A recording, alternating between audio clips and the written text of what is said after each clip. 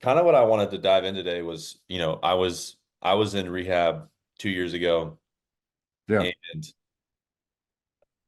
really I think my biggest issue was dealing with my pain, dealing with the sensitivity, kind of what you talked about, and numbing that.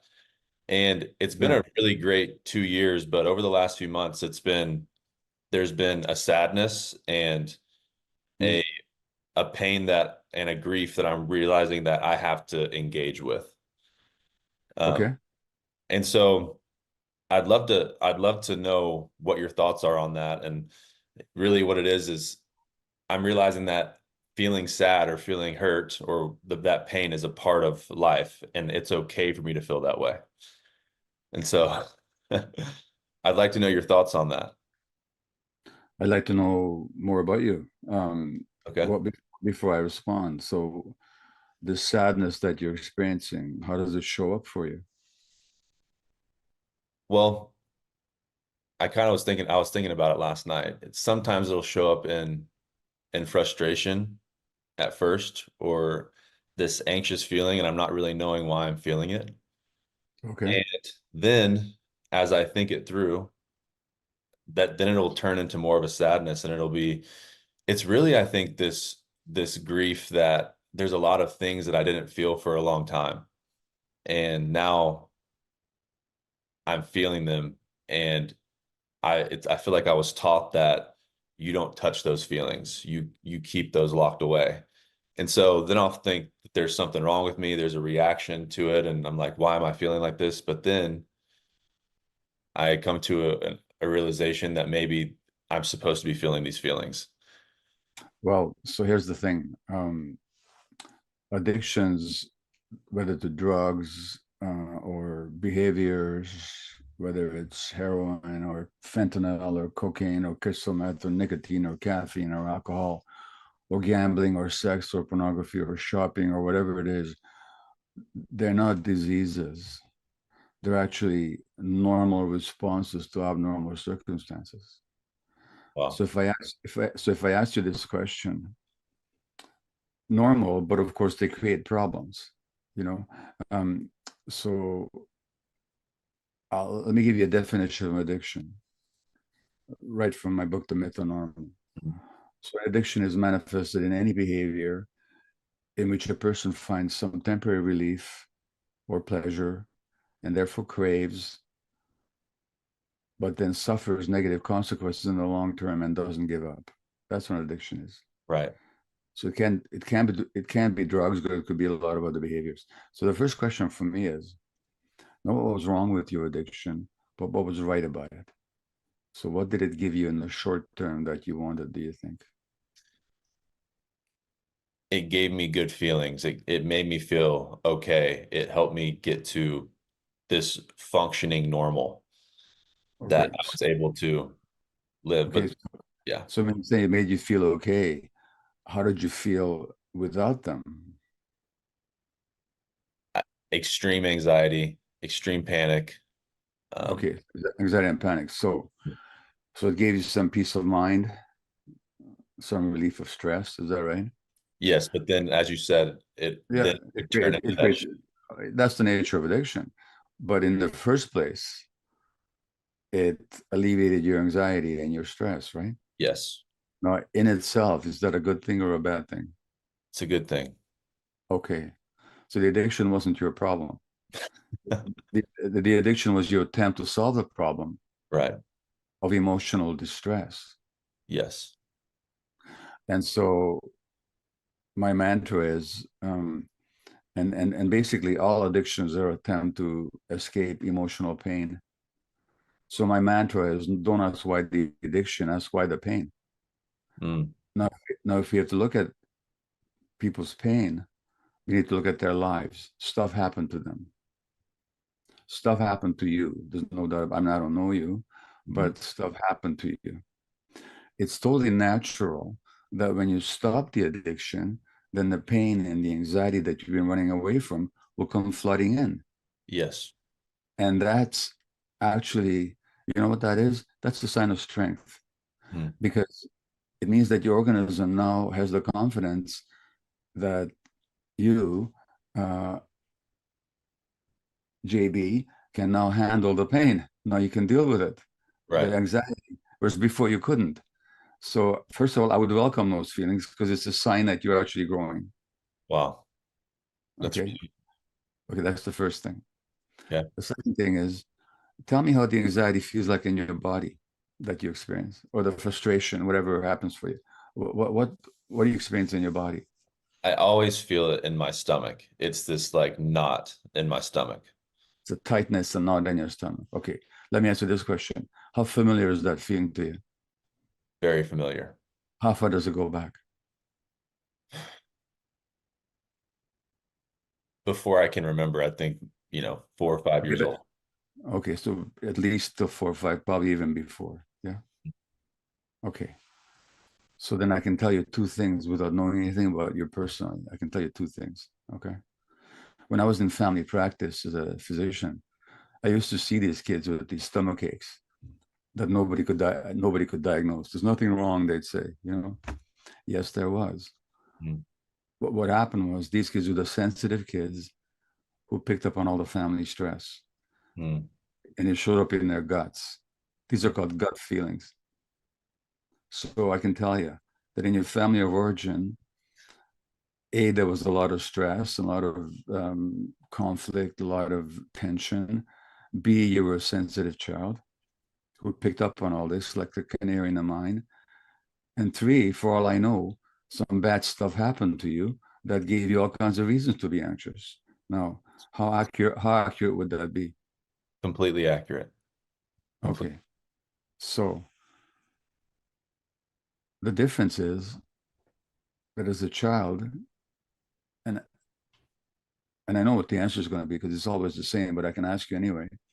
When you had this tension and anxiety and fear and whatever it was you're experiencing as a child, who did you go to for help? Usually it was a pleasing, I pleased. Um, I'm asking, who did you go for help? Who did you say, I'm feeling really bad, please help me? no one. Okay. Myself. Now, do you have kids?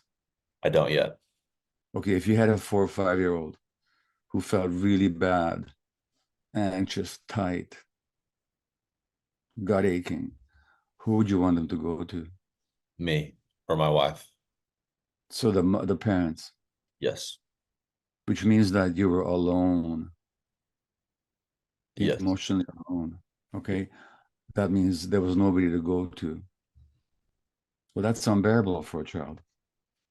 And all I can do is to suppress those emotions, which then get lodged in the body.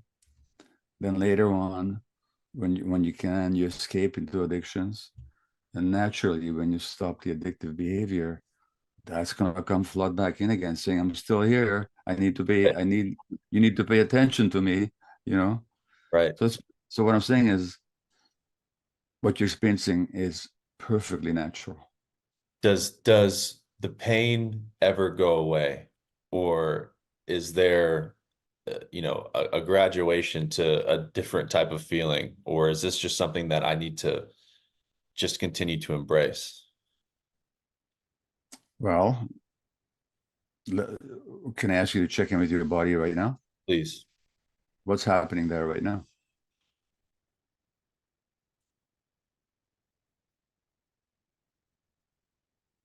I think there's maybe a bit of anxiety, How is that showing up in your body? Anxiety is a word. What's the actual physical feeling? maybe some tightness in my chest right now. Okay, good. Are you willing to pay attention to it? Yes, I'm willing to. Let's just pay attention to the Okay. tension. Okay. In fact, my mantra is another mantra of mine is whenever there's tension, it needs attention. Mm. Okay, so let's just pay attention to it.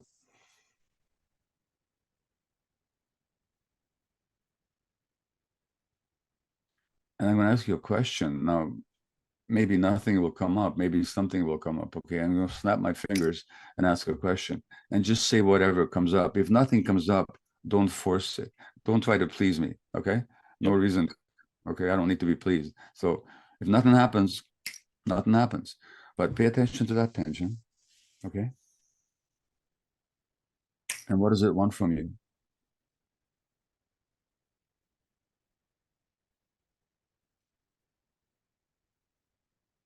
I think it just wanted me to let it know that I knew it was there. Exactly. Mm, So why don't you do that? Let it know that you're here. yeah. You know, and keep paying attention to it. Why does it want attention? Why does it want attention? Because it's a 4-year-old child. And what does a 4-year-old want when they're feeling bad? Attention. That's all they need. Wow. Wow. Okay. That's really good. So just checking with your body again. Tell me about the quality of the tension that's there now. It's a way lower of tension, I feel like, because I validated it. It stopped rearing its head as much. There's the answer to your question. You asked, will it ever go away? When you say, will it ever go away? You're basically saying, I don't want you. Mm, I don't like you. I don't want you. But I'm telling you, that's a 4 or 5-year-old kid or even younger inside you. How does a kid feel when you tell him, I don't want you, go away? upset, and it gets even worse. Come back when you're smiling and happy and ready to please me. Okay? So I'm doing to that little kid what my parents did to me. Precisely. Wow. Which is why it's stuck in this tension. Now, if you pay attention to it and ask it some questions and just get into a relationship with it, just like you just did, believe me, no, the pain doesn't have to stick around. But Mm, when it does come up, it's trying to tell you something. So you pay attention to it. it's It's really really good. very, it's really very straightforward. Wow. In all your addiction, it wasn't a disease. It wasn't some bad choice that you made. It wasn't some weakness of will. It was just your organism trying to soothe the pain and the anxiety and the fear that were lodged in your system Mm, when you were helpless and small and alone. That's all it is. wow. It's so good. Um, is there a reason, was really the addiction and the rehab for me, was that just me learning to feel those, or learning to feel safe to where I could feel these feelings? Like why is it that I picked up this addiction instead of feeling like I am now, like to where I can not be addicted to something, if that makes sense. Sure. Well, tell me how well you speak Swahili, I don't speak it at all. or you don't speak Swahili. How, how come you don't speak Swahili? So I've never learned it. Uh-huh. And whoever taught you to deal with emotions? No one. Well, that's why. So So what, what people, yeah.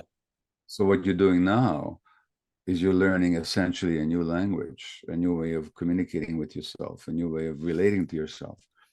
But in the absence of that, of course, you try to run away into addiction. Mm, And then the rehab helped you give up the behavior and probably helped you gain some degree of self acceptance. for sure. And now you're ready to take the further step of dealing with these emotions that you've been running away from. That's all. It's just a natural process. Wow. Wow. What would you say to, like, what would you say to people that are in the midst of addiction, um, that need I to would, take a step? I would ask them, first of all, I would say to them, I totally get it. Right now, you're caught in some emotions you don't even want to feel because they're so scary and so daunting. And I get it. I'm not going to judge you for it. I'm not going to make you wrong for it. But what is it doing for you? Not the same question I asked you. Not what's wrong about it or what's right about it. What is it giving you? And when I ask that question, people say, well, it numbs my pain, it makes me feel more in control, it connects with other people, it soothes my stress, it gives me more peace of mind, sense of vitality. I say, well, are those good things or bad things? Hmm. Yeah, well, those are good things. Well, then the real question is, again, and I make the point in both my books, is not why the addiction, but what happened to you that you feel such stress? What happened to you that you have to numb the pain? What's the pain you're trying to numb? What are you trying to run away from? What happened to you? Can we talk about that? And I've talked to a lot of people that are in this spot, and I'll ask them a question like this, and they'll say they don't remember, or nothing really happened to me as a kid. And Yeah, how do yeah. you deal with that? Well, first of all, it's not a matter of remembering, because they do remember, they just don't recall. Hmm. Okay, let me make that distinction. Memory, what we call memory, is actually just one kind of memory. It's recall. And recall is we can call back something consciously. So you can recall what you had for breakfast this morning. You know, you can recall something that happened a year ago or even 20 years ago. That's one kind of memory. But there's another kind of memory called the implicit memory, which is not conscious recall, but the emotional and physical imprints of early experiences. Hmm. They live in the present. So this tension that you experienced in your belly or in your chest, that's a memory. Hmm. You may not recall what happened to cause it, but it's a memory. So if I was talking to somebody like that, I'd say, okay, so you don't recall stuff. Tell me what's in your body right now. And then I'd say, how familiar is that feeling to you? They may not recall incidents and episodes, but body states, they're with us in the present. They're memories. Wow. I mean, when you talked about the tension in your chest, is there anything in the present moment that should be causing you tension? No, and I think that's what confuses me. That's the whole point. It's a memory.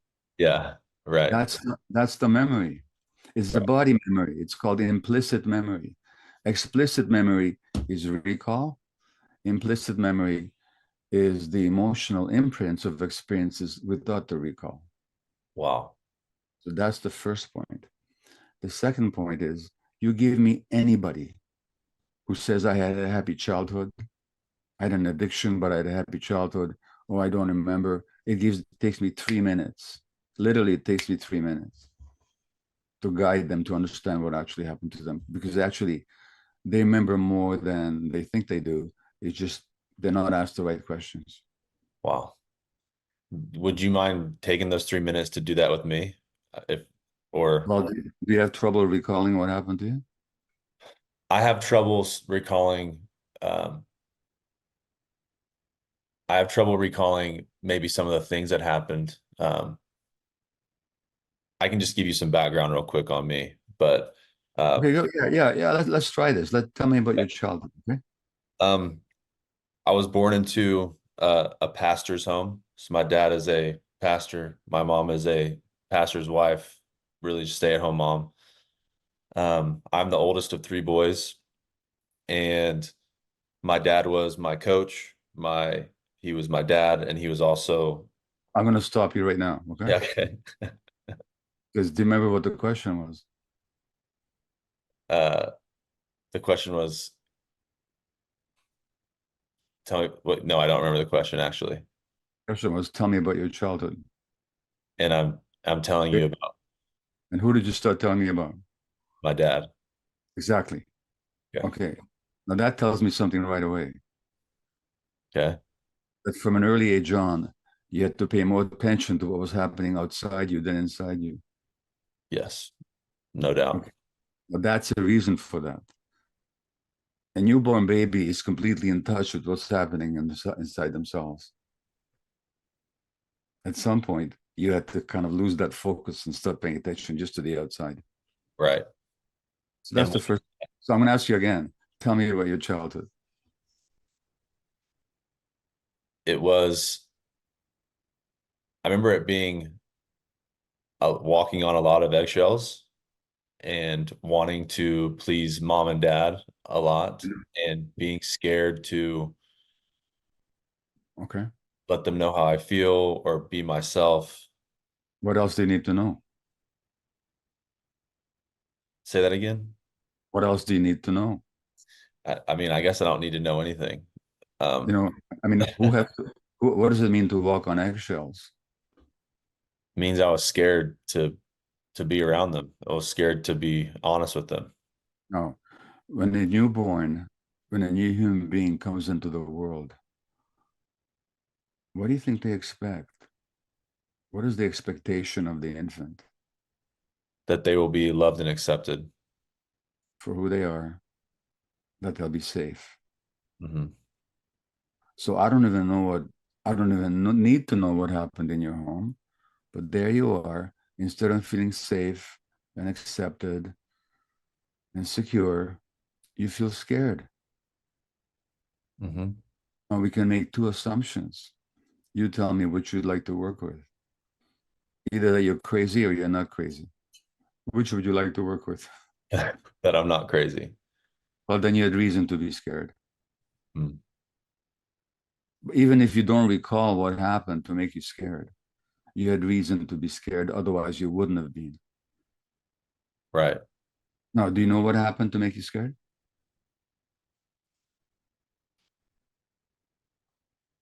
I think my mom, there's two parts. My mom was very fearful, um, Okay. due to her childhood, and um, her dad was, a drug addict, alcoholic, and very all over the place. And then Okay. my dad was very rigid, Okay. um, and I don't know what exact moments happened to where I felt that way, but I think it was just what I felt. It was this. Well, look, so first of all, let me read you something. I just need to find it on my computer here, okay? Yeah. Um, Now, don't forget what I said about sensitivity. Now, the word sensitivity comes from the Latin word sensere, to feel. And the more sensitive you are, the more you feel. Hmm. So some children are just born more sensitive, okay? Now, let me read you something. It says, if I can just find it.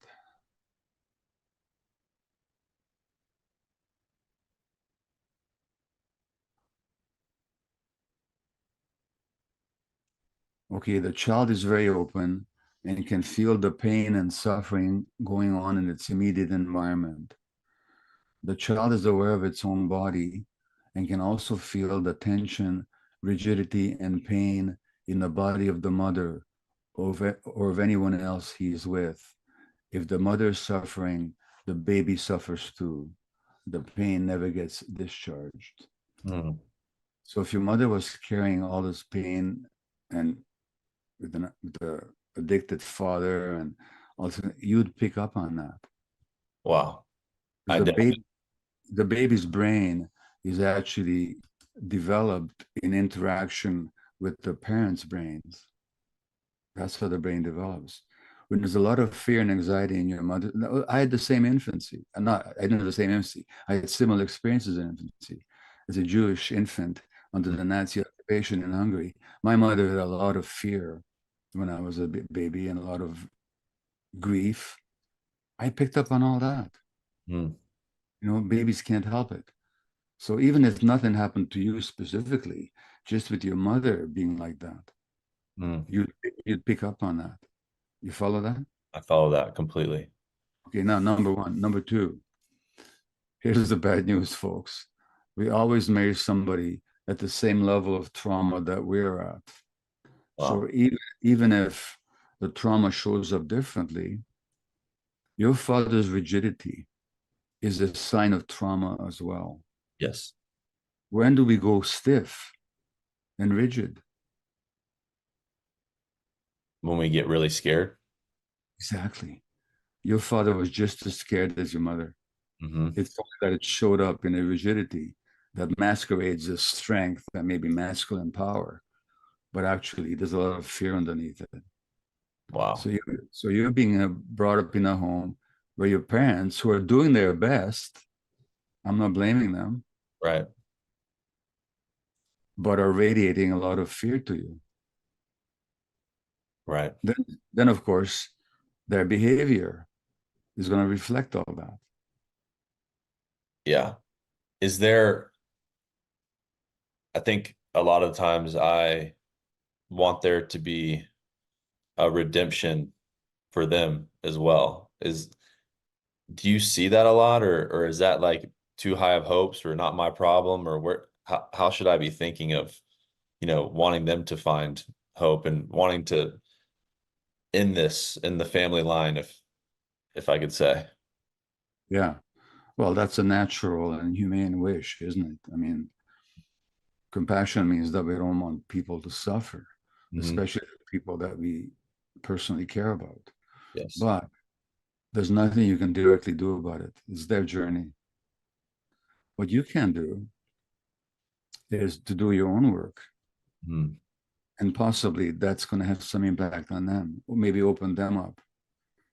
The more open and confident and relaxed you seem to them, if you're in a relationship with them, the more might they want to know what's going on. How did this happen? You That's know, you might want to, they're open to it, give them the copy of the Myth of Normal and say, look, please read this, even if you don't agree with it, just read it. I will Okay. definitely do that. You know, my son, Daniel, with whom I wrote the Myth of Normal, um, I just show you the book. So it's Gabor Maté with Daniel Maté, and Daniel's my son, and I wrote the book with him, and him and I are now writing a new book together. It's called Hello Again, a fresh start for parents and adult children, Wow. based on a workshop that we do. So it's possible to create a new relationship for adults with their parents and vice versa, as long as there's a mutual willingness to do so. Mm. But what I don't suggest you do is you go in there like an evangelist trying to change them. Yeah. Can't do That that. that ain't never going to work, you Yep. know. So if you can say, look, mom, dad, I found out some things, and I, if you're interested, I'd like to tell you about them or show you this book or whatever. But no pressure and no expectation, and ultimately, it's not your responsibility. Yeah. I think I'm dealing with another thing that I'm dealing with right now is that it's like this guilt or people pleasing as I'm individualizing or pulling away from them, because it's like I'm 29 years old now. Yeah. And sometimes I feel myself feeling guilty for not, pleasing them, even if they haven't asked me to. Yeah. And Well, let me ask you a question. When in your life have you not felt guilty? never. Okay. So you've always felt guilty, right? Mhm. Now, what do you think you felt guilty about? I felt guilty that they weren't happy. Okay. So naturally, if you had a 3-year-old child or a 4-year-old child and you and your spouse weren't happy, you turn to the kid and saying, hey, kid, it's your fault. It's your responsibility. Is that what you would do? Never. How come? Because it's not their fault at all. Ah, but Right. but you made it yours, didn't you? I did.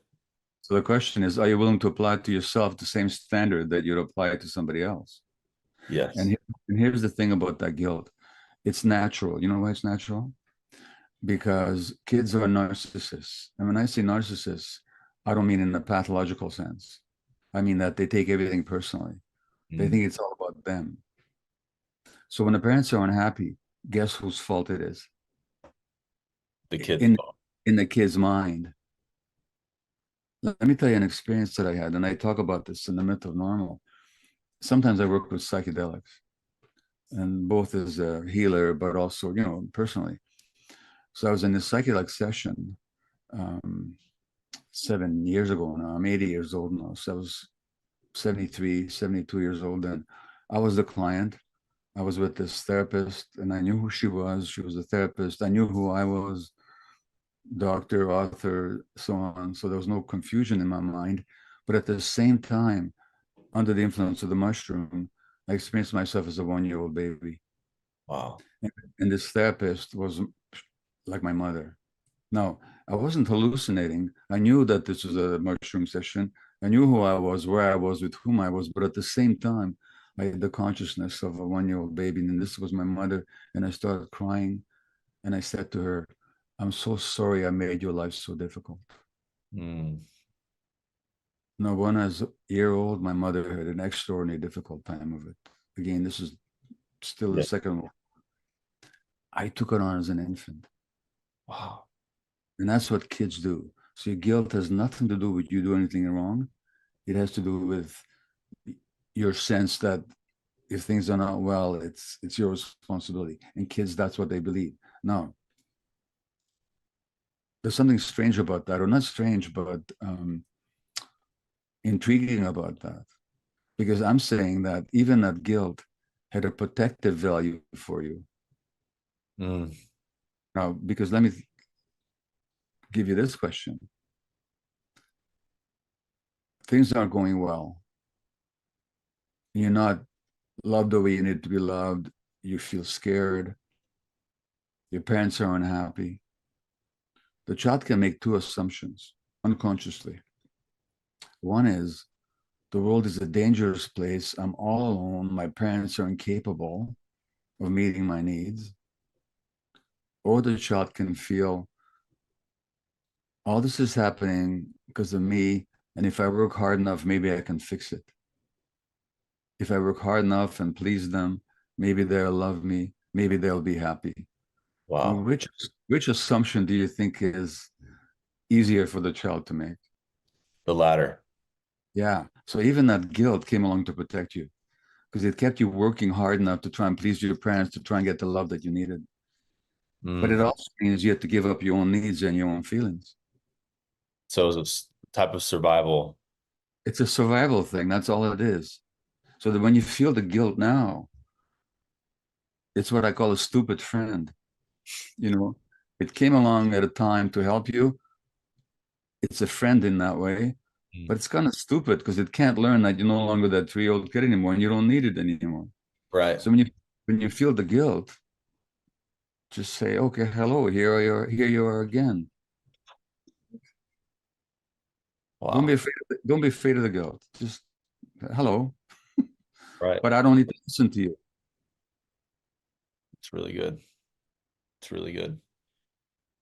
Um, and you kind of talk about that as I took on this guilt. A lot of us take on this guilt, and then I start making decisions to numb that guilt, and then I'm really guilty. Yeah, It's that's right. Oh yeah. Then we do a lot of stupid things that are yeah. hurt. Yeah, I mean, look, I had my own addictive behaviors, and I lied to my wife, and Yep. I neglected my kids. I even sometimes neglected my work to pursue my addictions, and that's what addiction will do. And yeah, then you do the 12 steps. If you do, and you do a moral inventory, and you say, "Oh my God, I really did behave in ways that were hurtful." That's healthy remorse. Mm. Healthy remorse is a good thing, Hmm. but guilt is something else. Right. Healthy remorse says, "I did something. I wish I hadn't. I'm going to make amends for it if I can." Guilt says, "There's something wrong with me. I'm a bad person." That's really good. I think what helped me solve that was, the resentment list in step four and Yeah, understanding where they were wrong and where I was wrong and yeah, yeah. bringing both of them together. My problem with the 12 steps is only, I think the 12 steps are great. I mean, I think any human being on earth would benefit from doing the 12 steps, whether they're addicted or not. The problem is that they don't talk about trauma. Mm, They tend to talk about addiction as a brain disease. yes. It isn't. It's a response to trauma. It's Yeah. a response to pain. And it's rather strange because Bill W., one of the founders of AA, was a traumatized child. He was abandoned by his parents. He had a lot of pain. And so I just wish the 12-step movement would incorporate an understanding of trauma into their teachings, Mm. rather than just looking at the addiction as kind of as a problem or as a disease to get rid of. Or it's permanent. It's, the addiction, like you're saying, the addiction's not permanent. Yeah, It's dealing with this back here. yeah, Um, I yeah. really, well, I really appreciate you. And if anything from this time, I learned a lot, and I learned, you know, I've been dealing with a lot of feelings lately, and it's confusing to me, and I'm wanting to understand them, and you've helped me to do that. And so I really appreciate it. If Well, there's you're one, welcome. Are you talking to anybody? Are you talking to anybody? yes, I am. Okay, I is that am. helping? Is that helping? It is helping. But sometimes I don't know what to talk about. And it's been weird over the last couple days.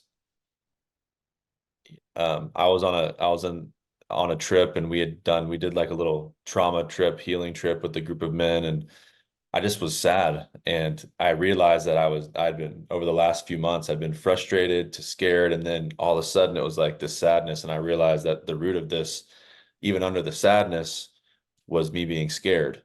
There's Yeah. that was the root of it, is fear. And so it was just kind of fresh on my mind as we came into this, to where I wanted to know what you thought. And so I Oh, appreciate you taking the well, I can ask you something. When you say you don't know what to talk about, how do you feel not knowing what to talk about? scared because it's like I don't know what's wrong, or I don't know if, Okay. yeah, And do you feel a responsibility to have something to say? for sure. Okay. And if I came to you and if I said, "Hey, JB, I have some confused feelings and I don't know what to say," would you say to me, "Well, Gabor, there's something obviously wrong with you. Get over it," or, would you say that? I wouldn't say that, How come you wouldn't say it? because I feel it too. Yeah, but I know how they feel. you're making yourself wrong for it. Right, right. So why don't you just say, "I don't know what to say"? Yeah. I think that's probably the most authentic and vulnerable thing I could say, is I don't Yeah, know what to say. yeah, and but here I am. I don't know what to say, and is that okay with you, or can I be with you, or can you, it's something, Yeah, These are just normal human dynamics. But with the upbringing that you had, and a lot of people had, people make themselves wrong for it. yeah. Or there's a performance aspect of, Yeah, have to perform to, you have to perform in order to be acceptable. yes, Well, notice that every time it shows up, because you wouldn't do it to anybody else. I wouldn't. Yeah, you're right. You're right. Okay, Well, thank you so much. my And pleasure. I appreciate it. Nice to meet you. Take You care. too. Thank you.